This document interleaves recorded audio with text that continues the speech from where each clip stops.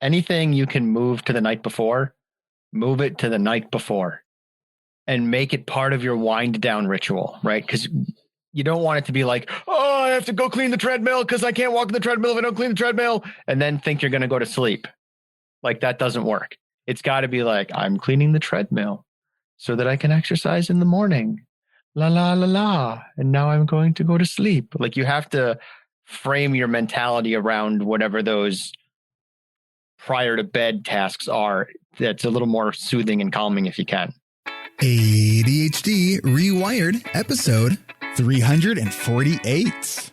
This is the podcast for those of us with really good intentions and a slightly wandering attention. I'm Eric Tivers. I'm a licensed clinical social worker by training and a coach by design. I'm your host, and I have ADHD. ADHD Rewired is more than just a podcast. We are a community. We are wired for connection, and you are not alone. Go to ADHDrewired.com to learn how you can join us in our free secret Facebook group. Get additional resources for every episode, including links to any resources we mention on today's show. You can support us on Patreon, sign up for our email newsletter. You can request podcast postcards to distribute to your clients and support groups, and you can learn all about our intensive online video-based coaching and accountability groups. You can do all of this at our website, ADHDrewired.com. We know that starting is the hardest part, so let's get started.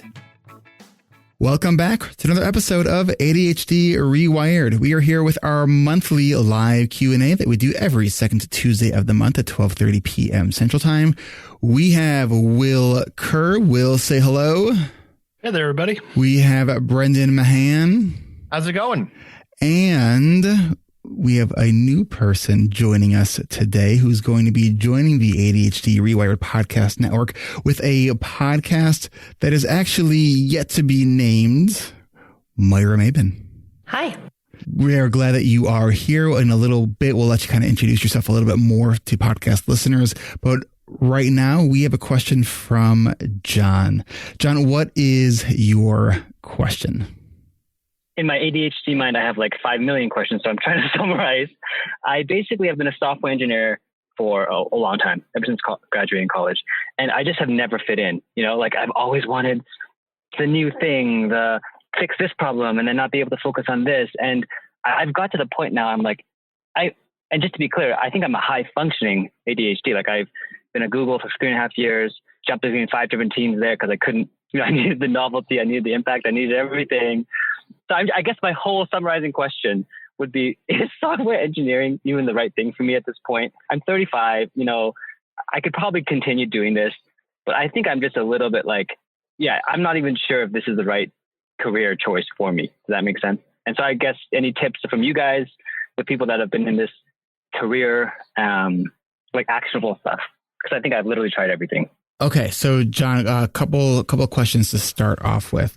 I think even the framing of the question, I would, if we can kind of shift it a little bit, because I think there is a question: what's the ideal job for somebody with ADHD, right? Which is like, it's kind of like saying, what's the best kind of chocolate? But like, what if you don't like chocolate, right? It is a very much of an individual thing. So my question to you is, what are the specific challenges that you are facing in the, or that you have faced so far in the work experiences you've had? Yeah, so great question. I've noticed that whenever things are on fire, like if I have to show up and like code all night, or like if there's a huge impact thing, I'm that's where I thrive. The second things are not on fire or not high impact, or like at Google, they hire people that are supposed to be very motivated, self-motivated, able to get things done, just consistent, right? And it's like I find I'm just this huge spurts kind of guy. Like if things are deadlines, if whatever, like then I'm good. But if it's not, I just go off the rails. I get bored. I go into like negative cycles of feeling guilty because I was wasting time when I should have probably been doing this boring thing that I know I need to do, but just don't do, So John, let me ask you a question. Now, I'm not a computer engineer. Would it be fair to assume that there are jobs where people have to respond to the equivalent of a tech emergency, where a server goes down or something gets crashed or hacked and requires kind of all brains and eyes on a problem until it's fixed? Yes, there probably are. And it's probably like more consulting type jobs, right? Like kind of mercenaries, the mercenaries of like a company hires you to come fix something. But I think a lot of times the software industry is just in general in this ups and downs, right? Like, hey guys, deadline's coming. And so I think that's the other thing, is that the software engineer inherently has these waves of like a deadline coming and you guys work really hard, kind of like a work hard, play hard mentality. And how have you done on the play hard mentality? Because I do know that the sort of the software sort of tech space is notorious for not respecting work-life balance. Yes. Yes. Yeah, that would be an accurate statement, I think. But again, when you get to places like the Googles of the world, I mean, they have such a high bar that if you sneak in, like I feel like I snuck in, suddenly it's this engineer's playground, this adult playground, right? I think one day I was meeting like Barack Obama on a Google Talk while, getting free sushi from a sushi chef while checking out a nap pod. Like I literally, if I didn't have restraints on me, could just play all day long in this playground, right? So I think that's been the challenge for me, is like, I just love novelty so much. I love talking to people. I love hearing people's stories. I love doing everything. The problem, I think. It sounds like you have a lot of really strong skills, though. I feel like I'm a what's that idiom of like, a jack of all trades, master of none type thing. Like I feel like I can do everything if I want to, just in terms of when you want to mastery at something like Malcolm Gladwell, right? You have to put in the hard hours, the boring hours. And I've just never been able to get over that hump. So there's an assumption that it has to be boring. Like why are we assuming that? I guess I've just heard so many tapes in my head, and maybe this also adds a lens. I grew up in a pretty legalistic faith, tradition, and so I think that adds to the effect of like, oh, there's just something wrong with me. I should be able to do this boring stuff. And I've just heard so many times, I think, from either my teachers. I think in grade 1, I was locked in a closet for a week because my teacher couldn't handle my energy. And told my mom she thinks I have ADHD, and my mom was like, no way. And so like things like that, I think I've just heard the script in my head all my life, that your energy and your rambunctiousness and your gregaciousness is too much, right? Dial it back down like the rest of us. Which is probably leading to why you feel like you snuck in the door at Google versus actually being hired because you have a strong skill set and a unique perspective. And I think that it's important to recognize and people with ADHD, we are notorious for having imposter syndrome, right? Like thinking that we have sort of faked our way here and we're going to be found out any moment. Now, when you say locked in the closet, were you like actually locked in the closet? Because that would be child abuse. I use that as euphemism, but maybe like, well, she basically gave me my desk and put me into the storage room for a week with all my stuff to do that had no windows. And that's what I mean. So I don't know if that's locked in the closet. Maybe not locked. And maybe this is, I'm just focusing on a small point here, but it doesn't feel small. Was the door locked, or was it like, was your teacher trying to just like minimize your distractions? I mean, the details are probably, my mom, I was talking to her just the other day, and she's like, wait, my teacher didn't say locked in the closet. She just said went to a quiet place. And I was like, yeah, I was very quiet. Like it was the storage room quiet. There's no windows. I don't know if the door was locked. Probably open, to be honest. Brendan, Will, Moyra, what questions do you have here about John and his figuring out his what he wants to be when he grows up? You don't need to be the kid who was locked in the closet anymore. It sounds like putting the closet to the side for a minute. It sounds like you have a ton of skills and like zeal. Like there's a lot of enthusiasm coming out of you. And that's really good and really positive. And it sounds like one of the things you need to do is reframe your job a little bit. Cause like, there's a reason they call it work, Like work sucks and is awful. And if you can love most of what you do and have enthusiasm for most of what you do, that's awesome and great. But the fact that sometimes it's just work and drudgery and awful and important, to steal a word, that's okay. Like that doesn't mean that you need to go to a new team or bounce to a new job or leave. It just means that like some of it is rough. Is that part of your worldview? Right. Brandon, to sort of add to something that you were just saying, I've been doing some more kind of reading and learning about attachment styles. And I think that there may be a connection between anxious attachment styles and seeing something in the workplace that's like not jiving and then like only focusing on that and then thinking that, oh, this isn't the right job for me, like because there's like one element of the workplace that's just, hard. Now Brandon said that work sucks. So one of the secrets that I've kind of figured out that work doesn't have to suck. Right. Like there will certainly be components to work that aren't fun, but like work can be fun. And when we have ADHD, I don't think that we have the luxury of having a job that we go to for the paycheck that we hate. Like we will not do well. Yeah. And I don't mean hate, but like I basically designed my own job with what I do, but there's still elements of it that I'm like, I don't want to do it. Like there's elements of it that I don't love that are they're just the hard part. And because every job has a hard part. That's all. I have a question for John that's related. Yeah. Hey, John, it's Moyra.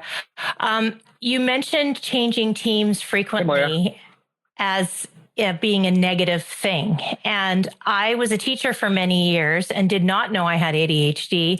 And teaching has a lot of freedom in it, but it also has some very hard and fast structures.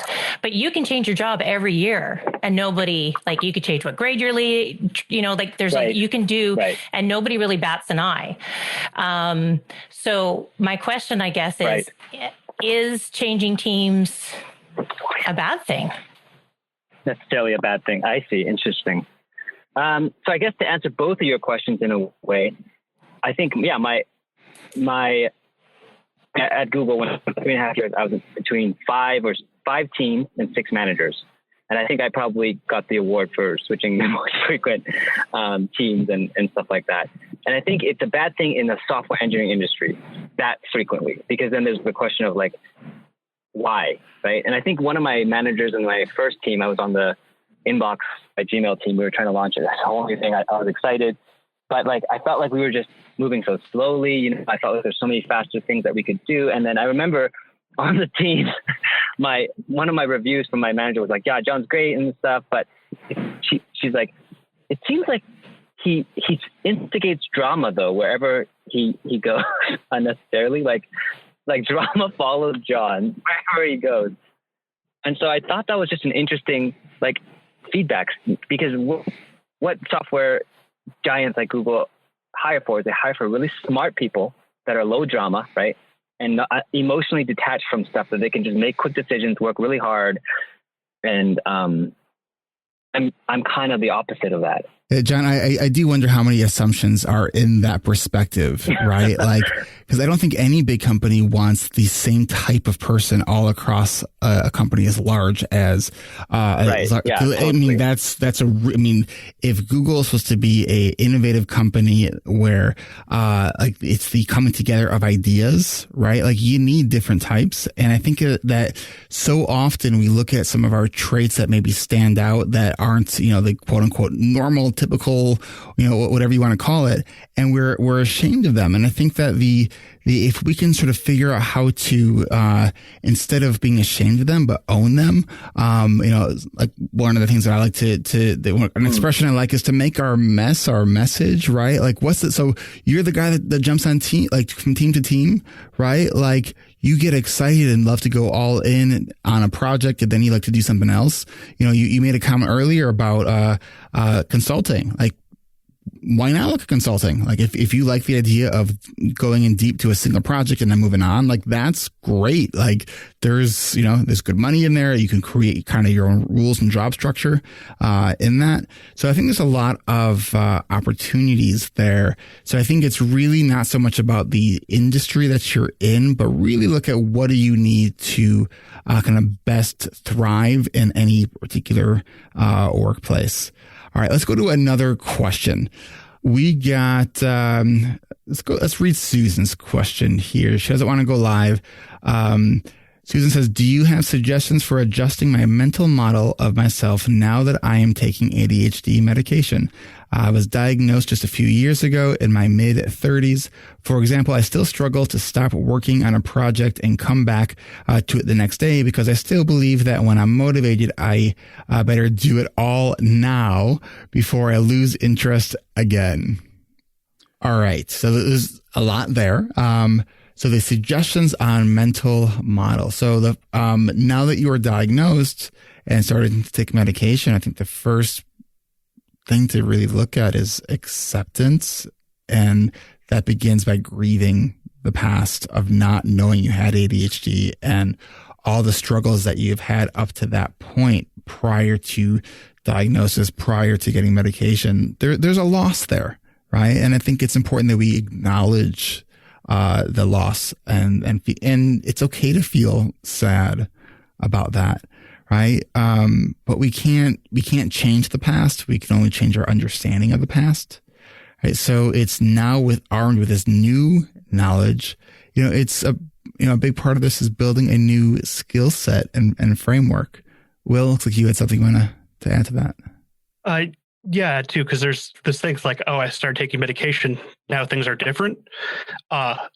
It takes a long time for your brain to like accept a new reality.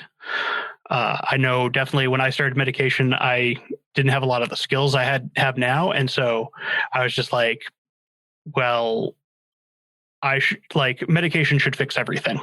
And then it doesn't because it helps. It makes everything else easier, but it doesn't actually make everything else done. That's great right there. Medication makes everything else easier, but it doesn't make everything else done. It's so good. Yeah. And so it's like, you're going to have to relearn these lessons over and over again, even with the medication. But it's like, if you kind of give yourself that self-compassion to be like, I'm going to do this. I'm going to try and learn this over and over until I get it, because it takes time. Moyra?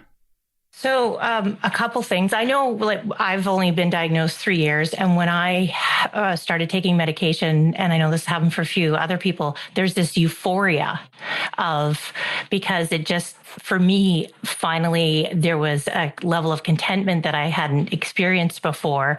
And so that kind of created its own momentum, which then kind of eventually that does go away, like, Will was mentioning. Having the skills, but the other piece is that I'm assuming Susan identifies as a woman, and women have cycles, and that impacts how our ADHD symptoms come out. So at different points in our cycle, our ADHD is harder to manage because of where our estrogen levels are at. So that's one of the things that I'm going to be talking about on the podcast. But for now, if that's something that you're interested in, there is information online about that.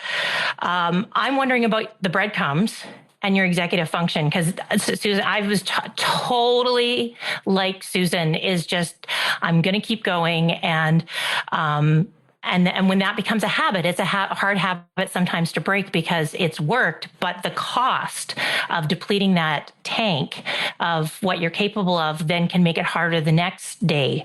So what I've been trying to do is find stopping points where I'm not going to feel like I'm going to forget everything and have to start the whole thing over from the beginning. And I guess that's be curious about why someone feels like they need to keep going. Like, what is the messages that are going on in your head why you need to keep going? And then maybe see if you can try different. And sometimes too, it's break failure, right? Like the desire to keep going, and then the fear of that you're going to forget everything, right? What Moyra was mentioning before about breadcrumbs, this is a concept that I teach the ADHD reWired coaching groups, is, because we have that tendency to believe that, I'm like on it right now. I got the motivation to keep going. So I don't want to stop because I have no idea when I'm going to pick this project back up.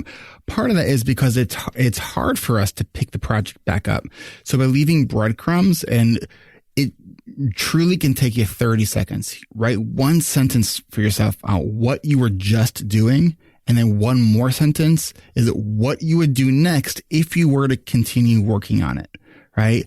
Even if it takes you a minute, it's going to certainly beat the hour it maybe takes in the probably weeks of procrastination to get back into the project. So it's something I would encourage you to try, and even projects that maybe are low threshold kind of projects, just to kind of experiment with this skill of stopping, right? Because as a lot of us have experienced, when we go until we are completely empty, like we kind of need a tow the next day. Like we're kind of useless, right? Our brain is just fried. And so we want to be able to sort of stop before we get to that point. Right, Brendan?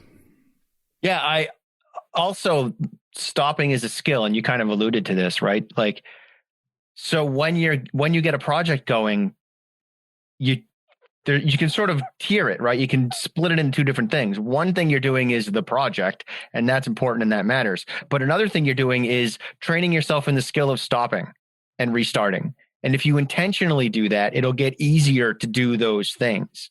And related to that is you got to define done, and defining done across multiple sort of areas, right?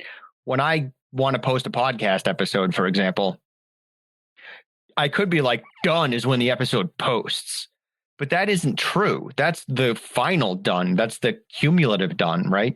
But there's other dones that happen on that podcast. There's the done of I've emailed someone to try to get them on the show. There's the done of I've scheduled that person. There's the done of I did the interview. There's the done of I sent that interview to the person who edits my podcast. There's the done of I've got it back. There's the done of I've now gone through the podcast a second time and done some more editing on it. There's the done of I've written up whatever stuff I need for the intro and for posting it and all that stuff.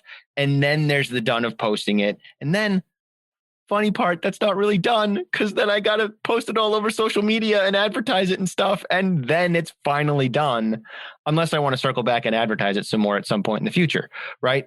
So that's a whole lot of different dones. Moyra's like, is really all of that involved in the podcast? Yeah, but it doesn't all have to happen on the same day. Say that again, Moyra. I have a checklist that I need to timeline. And if you're thinking of starting a podcast, Brendan just gave you a checklist. But it doesn't all happen in the same day. And I often am like, no, I'm not doing that. And sometimes the editing takes 2 or 3 days. I don't do it all at once in one sitting. So you can break things into pieces. Yes, I hope that that helps. And I don't know about all of you. I know on every podcast episode, I always say that starting is the hardest part. But as soon as you start, stopping is the hardest part, right? Stopping is hard. I regularly have break failure, right? And I know for me, like, one strategy, and it's one of these things that's so simple, and Will often reminds me of this one, is drink water. Like, water is like the oil for your brain. It is amazing how much less fried my brain feels in the afternoon if I am drinking plenty of water. So let's do this. Let's take a water break and a commercial break, and we will be right back. Thank you to everyone who voted. It was inspiring to hear about so many people coming out and being heard by voting. Good for you for doing your part and making that effort. Here at ADHD reWired, we invite you to learn more about our coaching and accountability groups. This is a course where you show up in a virtual space on Zoom as part of a team working together to learn how to plan, be accountable, and most importantly, be vulnerable. We are approaching our 23rd season. A Save the Date email will be going out to everyone on our list next week. The Save the Date for our registration kickoff event. Go to coachingrewired.com and click on the red button to add your name and get the save the date. Our kickoff event will be on a day in the beginning of December. Also, support for ADHD Rewired comes from the ADHD Rewired coaching community, which includes our 10-week intensive coaching and accountability groups that meet 3 times a week, and our alumni membership community, where you can join me for weekly planning sessions. You can also join us for adult study halls, meditation and breathwork classes, and so much more. Support doesn't end after you leave the coaching groups. You will have the opportunity to join the alumni community. Go to coachingrewired.com and click on the big red button to tell us how we could reach you. And we are back. All right. Katherine asked in the Q&A a question for Moyra. Katherine wants to know, what is your podcast about? Dun, dun, dun. Sorry. So my podcast is, it's going to have a big focus on women because when I discovered I had ADHD, I realized how much about women was unknown and how it can present differently. But more importantly, the really super short version is, how do you try different instead of harder in creating an ADHD friendly lifestyle? So that is sort of it in a nutshell. What are the hurdles? What are the myths? What are the comorbidities? I'm going to be interviewing some people who I know have some amazing knowledge that have helped me. And I'm also going to be sharing a lot of the research that I've been doing as well. And it's going to also have an option for people to go to if they want more on that topic, how and where they can get more research-based information and support. We're very excited about it. And really quickly share, because I know we were talking about this before we actually hit record of the podcast. What's your background? So I spent many years as a classroom teacher, mostly focusing on children with special needs and the whole gamut of, but I've always had an affinity for working with kids on the spectrum and with ADHD and learning disabilities. And so in doing that, I have a master's in educational psychology. So I'm leaning into using that experience more in working with adults, largely because I feel like if we support adults and we support each other, then the ripple effect of that will also help all our children. Because like me, probably many of you are related to people who also have ADHD of all different ages. Well, we are excited. It's so cool and just the power of accountability. Now that we put it out there on a podcast, look what happened to Will. I know. And Will's Moyra, amazing. Come on my show and we'll just geek out about teaching educational stuff. Oh, first, love to. And then you can come back to talk about the podcast in January. Sounds good. That way they already know you. Sounds good. Because Brendan's like, I need a guest really badly right now. I'm doing okay at the moment. I always want to geek out about teaching stuff. All right, let's answer Christina's question, who asks, how do you guys deal with significant amounts of stress and keep your emotions in check? I am on fast-acting Ritalin. It definitely helps me with my ADHD, but does not help with maintaining my emotions or my anxiety. I like this question because I think that it really does sort of hit at one of the challenges that can be seen with ADHD medication, is that it's a central nervous system stimulant, which can increase anxiety. So, a couple of things that I would wonder about is what dosage you're on. Has it been the same dosage for a period of time? Have there been any other changes, whether life changes? Are you going through a pandemic? Are there other stresses that are going on? I know for when I read this question, it reminded me of maybe 3 or 4 years ago. I had been on the same dose of short acting Adderall 3 times a day for a pretty significant period of time, and all of a sudden, like I just started feeling really anxious. Like it was very distracting and very physical. And so I cut my dose in half, which helped the anxiety, but didn't help the ADHD. I switched, I did some playing with the medication, and I went from 60 milligrams to 50 milligrams, and it helped.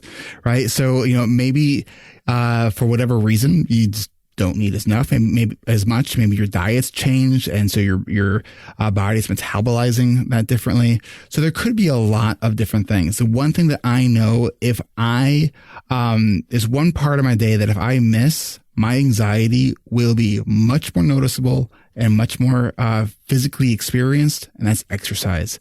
If I do not exercise and do cardio in the morning, it's almost guaranteed that I'm going to be feeling physical anxiety at some point during the day. So it's sort of one of the primary ways I keep my emotions in check in relation to medication. Additional thoughts on that, guys? Can I do a totally left field one? You usually do. Let's do it. Asthma, which may or may not apply to Christina, but it might be useful for other folks. I have asthma, and I sometimes have these low-grade asthma attacks that I don't notice. It's not like the movie one where you're like, not that. It's like this little, like, instead of my 100% oxygen or whatever, I'm getting like 85 or something. Like, I'm not going to suffocate and die. It's just a little tiny bit less. And I get wicked anxious, and I get cranky and grumpy, and it's not fun. And my whole family's on notice. Like, if I seem grumpy and out of sorts and there doesn't seem to be a good reason for it, tell me to use my inhaler. I do my inhaler, and within a minute, I'm like, hey, the world is happiness and light again. This is great. So that could be in there too, somewhere, maybe. But keeping that anxiety in check, some of it is just slowing down and doing less too. Like, that's there as well. Right. Sometimes I look at people's to-do list and I'm like, oh, I know why you're anxious. Yeah.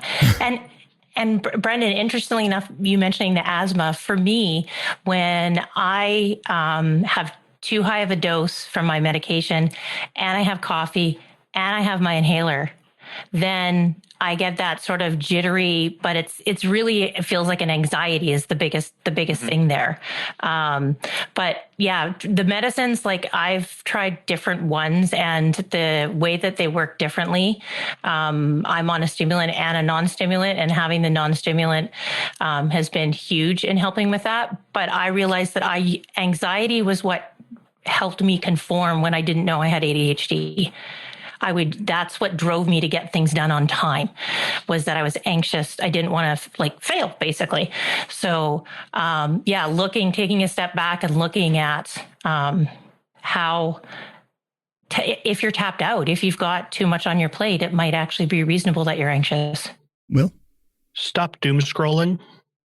It's really tempting right now. It raises your anxiety. People interrupt you and you're like, no, but I was reading something mad and now I'm going to take that out on you. I really took away everything on my phone again because it was getting bad again. Where I was like, okay, because over the pandemic, I've loosened some of this restriction on my phone because I've been like, okay, I want to keep up with news while I'm at home and there's stuff going on and I want to know what's going on. And then last month I was just like, it's getting bad, I'll be sitting there on my phone and my kid will say something and then I'll, snap at them because they interrupted me. And I'm like, this is just raising my anxiety. It's making me emotionally unbalanced. Getting rid of that, the news and the social media, not cutting it out entirely, but being more mindful about when I'm consuming it so that it's not something that's controlling me. Also, make it a point to hope scroll. I like that. You don't need to doom scroll all the time. Go find the stuff that makes you happy. Like, if you're on Twitter, go just do a Twitter search for inspiration. You'll find good stuff there. Right. And I think too, the importance of sometimes taking those, especially now, taking those kind of media diets and just it's very important to me to stay up on current events in the news. But I sometimes will go several days or up to a week, or I'm like, no news podcast, no news. I just I need, my brain just can't handle it right now. And that's okay. As Brendan keeps reminding us, we're going through a pandemic and sometimes we just need to kind of put our fingers in our ears and and regroup. And also, like I said this to my wife last night because she was getting some doom scrolling stuff going on. And I was like, you already voted. Just don't look at the news until after the election. You're done. Like nothing matters anymore. You voted. It's not going to change. Move on with your life. Ignore it for however long, 3 weeks or whatever. So I just realized with podcast time, when this podcast comes out on the feed, the election in the U.S. will be over. So will we be seeing many of you up in Canada? I hope not. My wife's a citizen. We're thinking about it. I think probably to us, they were, we probably went over that, like just went past it, but going outside and exercise. Yes. Mm-hmm. Yeah. Right. Even just walking and breathing, but going outside. Meditation. Yep. Yeah. I have to take my kid on an adventure at least once a week to keep him sane. For real. Cool. And there was a good link that was just posted in the chat. It's probably okay enough to say on the podcast. It's cnn.com/specials/the-good-stuff. As I was halfway through reading that, I was like, no, that doesn't sound good in the podcast. That was way too long. But the link will be in the show notes. All right, let's do this. Let's take one more quick break. And when we come back, we're going to talk to Ella, who has a question about resetting when you don't know what the first thing to do in your morning routine is. We will be right back. And this podcast is brought to you by our patrons over at ADHDrewired.com/Patreon.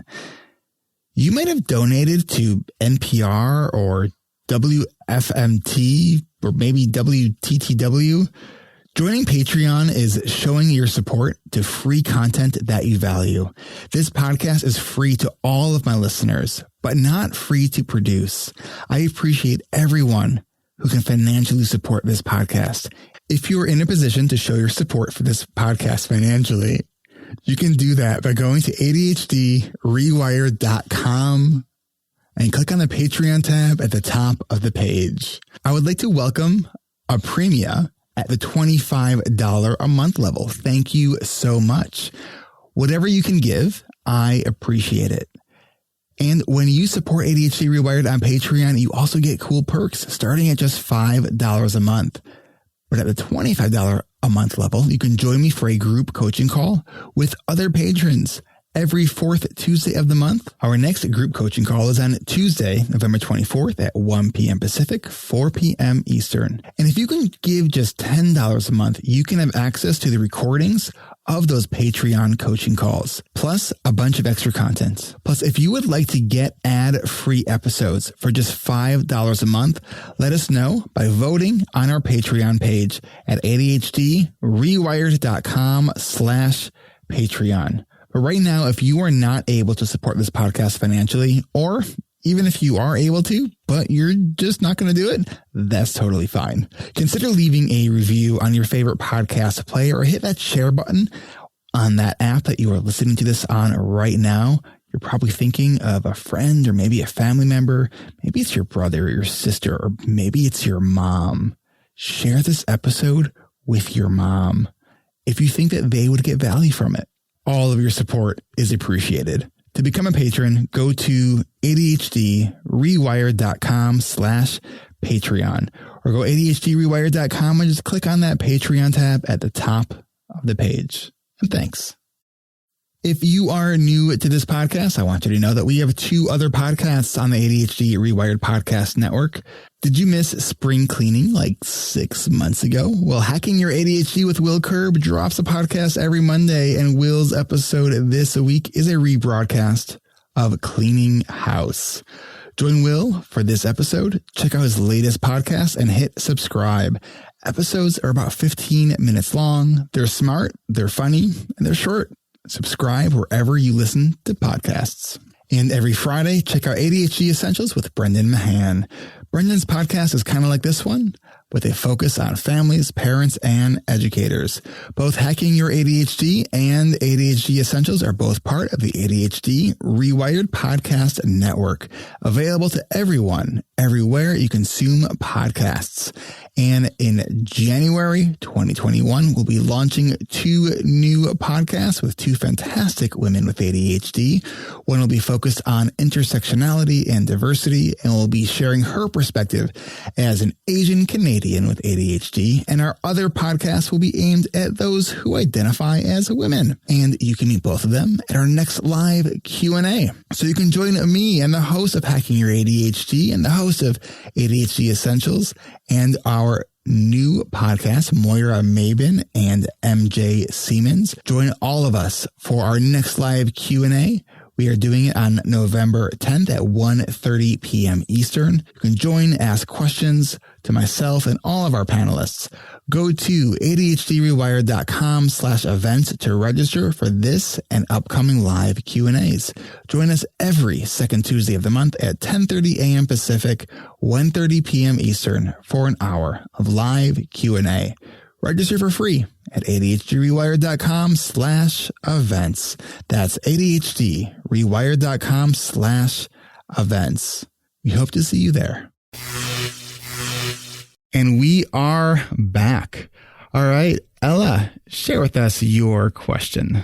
Well, it's more that I know I have a first thing that I need to do. It's right down there, but I might not do it. And then in that case, you understand that it's not like a trail of crumbs. It's like a trail of mess or something. But I mean, I say, oh, I can get back to this anytime. It's just exercise. I'll do it some other time. But that doesn't seem to happen. Isn't that odd? And this whole thing about resetting, that's because I think it's going to happen that I need to reset. Okay, so a couple of things. That's not odd. That's add. ADD. Right. So ADHD is this disorder of good intentions. And like when our routine gets something gets thrown into our routine that we didn't expect, it's hard for our brain to kind of rebound from that. Because, sequencing tasks and information is an executive function, and it's a very high level executive function. And so when we have something that we sort of anticipated to go a certain way and now you're off track, your brain has to do all kinds of reprioritization and sort of reshifting some of these kind of mental models of your day. And that can be really hard. So one of the things, Ella, that I would be curious about is what are the stories you're telling yourself about when you sort of miss that first on-ramp to start your day on that first intended task? Stories that I've told myself about why I missed it or what I did instead. No, more of like what, so you mentioned exercise. So you missed your exercise and you're maybe thinking about going back to do it. What else is going on in your mind? Well, all the other things that are standing right in front of me. I have a real desire to putter because it's so convenient. And what did someone say? It was procrastinating. It's like you're doing things. And also, puttering is sometimes quite engaging. Ella, sorry, when my sister and I were, so 25 years ago when we lived together and didn't know that we had ADHD, but we were adults, my sister said, I thought I was a good putterer, but you take the cake with that. I totally get you with the puttering and the procrastivity because you feel good because you're doing something and it's kind of like vacuuming a floor. You can see the immediate result. Eric mentioned something about, which was a big rehaw for me this summer, it was proximity prioritization. And that's what we're doing when we're doing that. And if it's not helping us get to our bigger goals or our things that are important but not urgent, then that's when we have to sort of start questioning. And I guess my question would be, how could you make it easier for you to do the thing that you wanted to do, like exercise? For example, I'm trying to have smoothies every morning for breakfast, and I get up in the morning and I have the intention that I'm going to do that. I have all the ingredients. It's an easy recipe, but then I don't do it. But I discovered from my nutritionist that I can make the entire smoothie except for the liquid and put it in a plastic bag and put it in the freezer. So in the morning, all I have to do, or I can put the smoothie together in the blender in the fridge the night before. So all I have to do is turn it on. So I'm wondering if you're getting just sidetracked, can you make it easier for yourself to get to the thing? Yes, that would mean I'd have to have everything cleaned up the night before. And then that would be another. How feasible is that for you? Well, I don't think it's impossible, but it has not, at certain times it's been in place, at least the obvious things. So I don't wake up and immediately see, oh my gosh, I could be doing this. And it would make my day go better not to have a million visual distractions. But tell me what your cue is. What do you mean, my cue? So you get out of bed and you have an intention of what you want to do. So, but everything you see is going to be a cue to you, whether that's the cue you want it to be or not. So is it the cue to something that you want to putter with, or is it the cue to doing something that you want to be more intentional around? Well, actually, I could just move out of the way of anything that's a mess and have the place where I exercise be tidy. What's the first thing you see when you get out of bed? Anything that might be lying on the floor of the bedroom. What if you had like a small one of those like $2 dry erase boards, and you literally, like, as you get into bed each night, you write the thing that you want to do when you first wake up, and literally toss it on the pile of stuff that's on the floor? Oh, you can't see me nodding yes. Non-verbals are tough for a podcast medium. So yeah, because I think it's so, we just had our first session of our coaching group, and one of the things we talk about in that first session is that most strategies that we need to manage our life have to do with two domains, and that's time and memory. And, so it's getting out of bed, remembering what we want to do, because we are, as what Moyra was saying, that we tend to prioritize based on proximity, not actual intended priority, right? So whatever is nearest us, like, that's what gets our attention. So we need to sort of run interference on that by placing our intention in our environment in a way that we may need to physically trip over, right? So we actually see the thing, right? So if it's like you put it on your phone, but if you're not looking at your phone, you may need something different. Most people, one of the first things they do when they get up is they go to the bathroom. Like, having reminders, like, in the bathroom is a great place. The mirror works as a great dry erase board. Right? So there's lots of different kind of creative ways that we can cue our brain saying, oh yeah, this is what I wanted to do.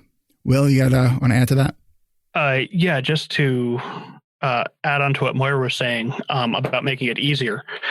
Also, if you're having to clean up your exercise space before you can exercise in the morning, that means exercising can't be your first thing in the morning because you have to clean up first. So that's like kind of a critical thing to like be like, oh, if I'm going to do this, this has to happen first. And so that's always easier to do the night before, because the morning of, where you just sit there, go and rationalize why we're not going to do it. Yeah, I want to piggyback on that. Anything you can move to the night before, move it to the night before and make it part of your wind down ritual, right? Because you don't want it to be like, oh, I have to go clean the treadmill because I can't walk in the treadmill if I don't clean the treadmill, and then think you're going to go to sleep. Like, that doesn't work. It's got to be like, I'm cleaning the treadmill so that I can exercise in the morning. La, la, la, la. And now I'm going to go to sleep. Like, you have to frame your mentality around whatever those prior to bed tasks are. That's a little more soothing and calming if you can. And it turns out that everything has to be done a lot earlier. Yep. Than I would like to think it has to be done. And Ella, is cleaning up when you're done something, like, do you allow yourself the time to do that? So like, I'm just wondering, rather than preempting having to go set up for exercise, is allowing yourself enough time to put away the things when you're using them initially. Because I know that's what a struggle is for me, allowing for that time. Someone wrote that they have a leave no trace ethic. That would be a great idea in theory for me anyways. I'm not sure that's in my wheelhouse to actually pull that one off though. I actually moved houses. I will never live in an open concept again because I need to not be able to see my kitchen. Oh, interesting. Kitchen is the hardest. But because it bothers me if I see it and it's not tidy. But if I can just walk by it and not look in, same thing with my kids' bedrooms. They're not something where I have to walk by. I have teenagers. Will? Yeah, and just one more idea is that you were saying, like, how do you reset? You also have to just be okay with, like, my morning can start whenever I want it to start. My morning can start at 10 or 11 or 4 p.m. Like, you can just start your day then and see what you get through. Also, another thing that's kind of hiding in this is dopamine. And like, it's causing all kinds of ADHD problems and so many things that we talk about. But in this case, it sounds like you're getting sidetracked because you're going on a lot of dopamine hunts that are not the thing that you want to do. Like, you want to exercise and the treadmill is clear, but there's like some dust on the ground next to the treadmill. And if I clean that dust up, then I'll get a little bit of dopamine. And even better, the broom is not here. So if I have to go upstairs or downstairs or whatever to get the broom so I can get the dust, now there's 2 little bursts of dopamine. And then I don't wind up on the treadmill because now that feels pretty good. So I'm going to go sweep the kitchen or whatever instead of sweeping the area around the treadmill or hopping on the treadmill to exercise. Like my term for that is a dopamine hunt. Like, you're going on a dopamine hunt because you don't quite have enough yet. And you're trying to do stuff that will give you some dopamine theoretically so that you can then do the thing you want to do. But often it just completely derails your project and you end up doing other stuff instead. You know, I did an episode with Jessica McCabe not that long ago on her channel on How to ADHD, where we talked about creating a dopa menu of things that can be helpful for getting those dopamine sort of fixes. And the thing, it's sort of like you don't want to go to the grocery store hungry. Like, if you are bored, trying to decide what to do to get that dopamine hit is just, it's going to lead to trouble because usually it leads to our phone scrolling or other things like that.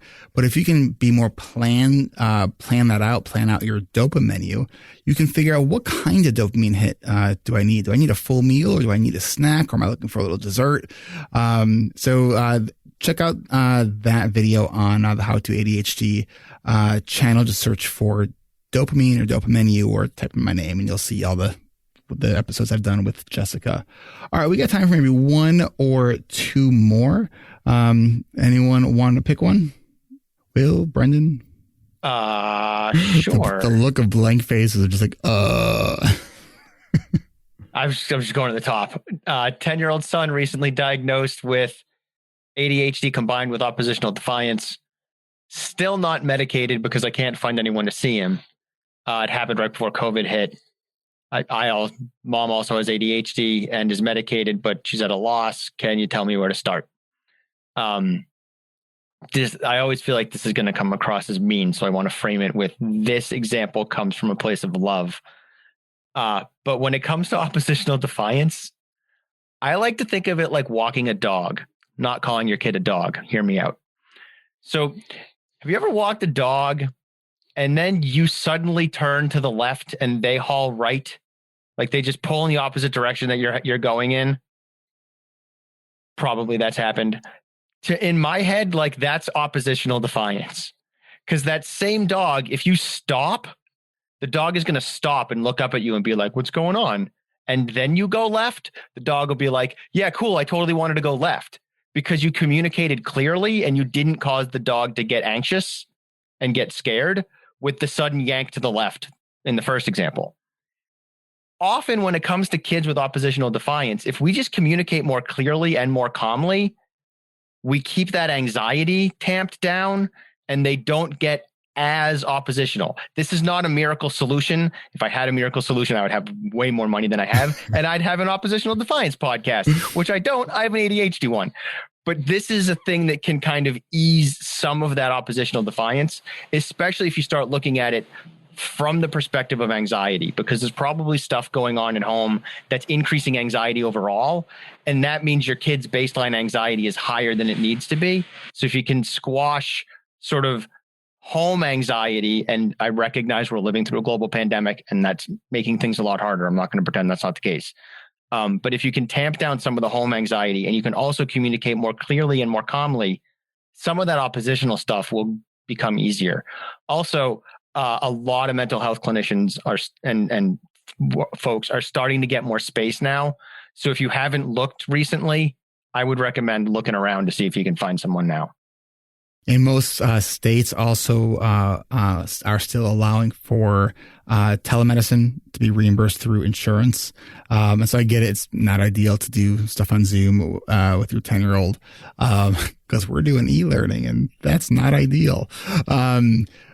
But the other thing to add to what Brendan was saying, relationships with your kid, like focus there. Like I think so often a kid with oppositional defiance is kind of like the rest of us. They just want to be understood. They just have no patience for feeling like they're not understood. Right. And so like, you know, the whole idea of you got to like respect your parents and the power struggle, like that doesn't work with kids with oppositional defiant disorder, right? It's this whole idea of like, I keep punishing him, it's not working. It's like, well, if you keep punishing him, who's the slow learner, right? It stinks because like, you know, when I used to work with kids, like as a clinician, I knew this and had no problem with it. It was way harder as a dad, right? I mean, I'm like, kid, you know, I'm your dad, and it's like, I'll sometimes see those words coming out of my mouth and I'm like, I don't know whose voice that just was because that like, I know that's not going to work. So like sometimes it's trying to sort of be playful with some of the oppositional stuff. And you can't take it personally. I was actually sharing with a friend the other day something that my son said to me that was just like really he was just being just being a 9-year-old who was not having a great moment. And I was really annoyed by it. But when I wrote it out, it was funny. It was like, and it made me think, ooh, I need to just like message this person all the things that my son says to me that are just so like, oh yeah, he called me a hairy beast. That was the thing he called me. And when I wrote it out, I was like, that's hilarious. You know, but it's when we don't take it personally, it's sort of like when we take it personally and get into that power struggle or the thing about like respect, we're just throwing fuel on the fire, right? Like I wish it weren't that way, but it is, right? So we have to kind of meet our kids where they're at. But you know, to go back to what Brendan was saying, reach out again to providers. And I know that doing that when you have ADHD is hard. It is something I've struggled with for usually, you know, we talk about like these phases of change. You know, you have your pre-contemplation phase, your contemplation phase. There's this phase in ADHD that it's not really mentioned in the change literature. It's the, I've made the decision, I'm going to do it, but I just haven't done it yet phase. Right. So it's like you're ready to activate. You just haven't activated yet. So whether it's talking to somebody else and just saying, hey, will you just check in with me to see if I've called the doctor or I made an appointment? Moyra? One thing that I think is super important as a parent is to take care of yourself. You know, you have ADHD too. I know with me and my son who tends towards ODD that our biggest challenges with ADHD is blurting and impulsivity. So like we get into things and then we're shouting things at each other. So putting my own oxygen mask on first and taking care of myself so that I'm in a good enough spot to be able to try and parent effectively, and using humor, like just the number, the things that they say. If you can sometimes point out the absurdity in it, in a way that doesn't trigger them even more. But as these guys have said, it's really, I think a lot of it is bringing down that anxiety, because if he's just been diagnosed at 10, he has 10 years of messages of how he's wrong and how he's a failure and how all of those things that we all internalize. And so I think the more that you can self-talk your experience, to sort of help normalize it and build on that relationship, but being super kind to yourself and taking care of yourself is really key in all of this too. We have one more question that is on similar lines by Rock, and the question is, how would one guide an ADHD parent like myself to emotionally navigate the very pronounced ADHD symptoms presenting themselves in my youngest? Because while I am trying to focus on helping him and my family, but he's bouncing off the walls, poking the bear of his older brother incessantly, and hyper-focusing on causing a problem because he is amused by the reaction he gets. It triggers myself into a spiral of despair that I and my wife don't have enough in the tank to weather. Oh, I think you probably just described like the experience of having kids in the pandemic who have ADHD. Brendan, what do you got with this one? Hang out with your kids more. Play games, go for walks, go on adventures. Some of this is your kid needing connection, not attention. The only way I can get connection is by first getting attention. Your kid is not looking for attention. They're looking for connection, but you got to get attention first. So poking the bear of the brother, being disruptive, being like all of the things is trying to get that connection somehow, trying to show that they matter and they can affect the world. So some of it is fostering on that relationships, like Eric has said. Some of it too might be the world feels like it's on fire, even to your youngest kid. And they feel like they don't have any control, and they might even, depending on what kind of conversations mom and dad are having, feel like mom and dad don't have any control. And if mom and dad don't have any control, how can I possibly have any control? Because I am a little kid and mom and dad are supposed to be able to do the things that they need to do and right the ship and all that stuff. So some of it might be when I poke the bear, now I have some control over the world a little bit. That might be in there too. I don't know. I'm sort of guessing with the minimal information that I have, but pay attention to all of that stuff and help your kids feel like things are calmer and more in control. And a great way to do that is, again, just spend time with them. Play board games, play the video games that they're playing, watch the video games that they're playing, do stuff. Even if it's projects, like, I don't know, maybe you need to stain the deck or something, like stain your deck, paint your fence. That stuff counts too. Be teaching them these skills that'll help them feel like they can affect the world, they can control the world. Grab some sidewalk chalk, draw some stuff outside on the sidewalk for people who are walking by, right? Like now your kid gets to affect the world and contribute to the world. That stuff's good too. And right now you can save it, because if folks end up trick-or-treating, you can also say, hey, can you help mark off 6 feet so that people can stand in line outside our house waiting for candy or whatever. And they can put up decorations and those sorts of things too. But have them be a little more responsible than you might ordinarily ask them to be, but not so far that it's going to shut them down. You kind of have to find that middle, because it'll help them affect the world and feel connected to you guys because they're part of a family project of decorating the house or whatever. All right. Well, we are at the just a few minutes past the hour mark. I know that we have more questions to answer. And so we're going to wrap up this podcast. I'm going to stick around for answer a couple more questions, and we'll post that on our Patreon page to people who are contributing at $5 a month. So if you're hearing this on the podcast and you're like, ooh, what were those other questions? Become a patron and find out. Thank you very much. We do this every second Tuesday of the month. Will, Brendan, Moyra, thank you for joining me. We will see all of you back here next month. This is Eric Tivers. Thank you for listening, and congratulations for making it to the end. ADHD Rewired is more than just a podcast. We are a community focused on learning, growing, and connection. The website is adhdrewired.com. You can find summaries and additional resources for each episode. You can apply to our free and secret Facebook community. You can learn more about ADHD Rewired's intensive online video-based coaching and accountability groups, and sign up for my email newsletter to get exclusive content you won't get anywhere else. It's all at adhdrewired.com. While you're there, click the Patreon button.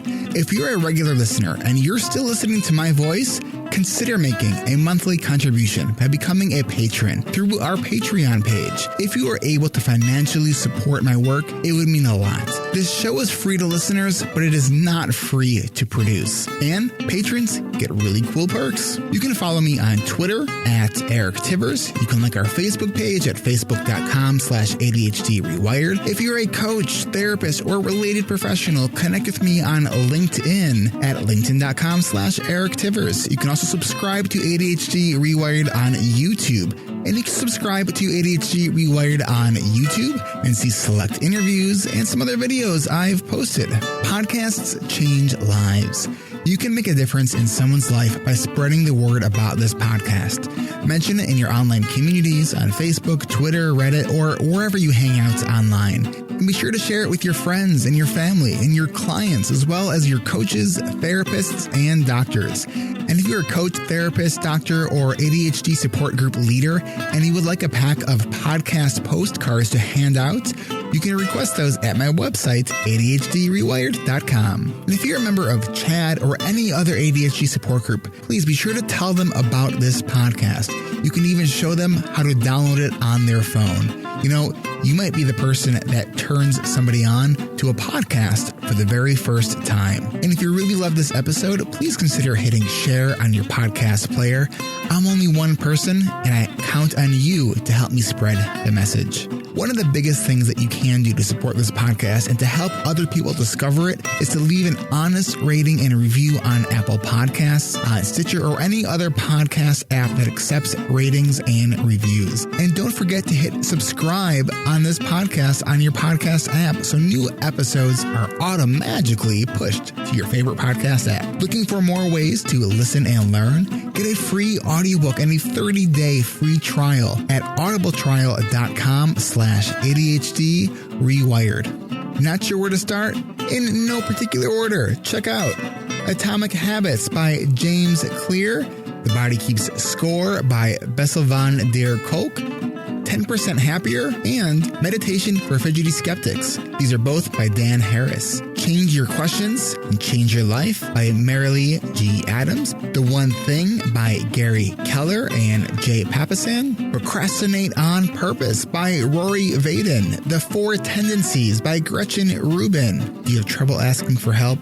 Listen to The Art of Asking by Amanda Palmer. It's one of the best produced audiobooks I've ever heard. If you're looking for something a little bit more, say, magical, I unexpectedly fell in love with the Harry Potter series. And I don't usually listen to those kinds of books, and I loved it. And of course, if you haven't yet boarded the Brene Brown bus yet, check out Brene Brown's books, starting with The Gifts of Imperfection, Daring Greatly, Rising Strong, The Power of Vulnerability. And if you're an entrepreneur or leader in any capacity, check out her 2018 book, Dare to Lead. And Brene still is my most wanted guest, so if you know Brene, and you would be so kind to make that connection for me, I would be really, really grateful. You know who else I would like to have on the show? You. Click the podcast tab at adhdrewired.com and then click the Be a Guest button at the top of that page and schedule a 15-minute pre-interview. This is Eric Tivers, reminding you to keep learning, keep growing, and keep connecting. Self-care is not selfish, and no matter what gets done or doesn't get done, at the end of the day, you are still enough. And no matter how hard it feels, we can do hard things. Thanks for listening. I'll catch you next week.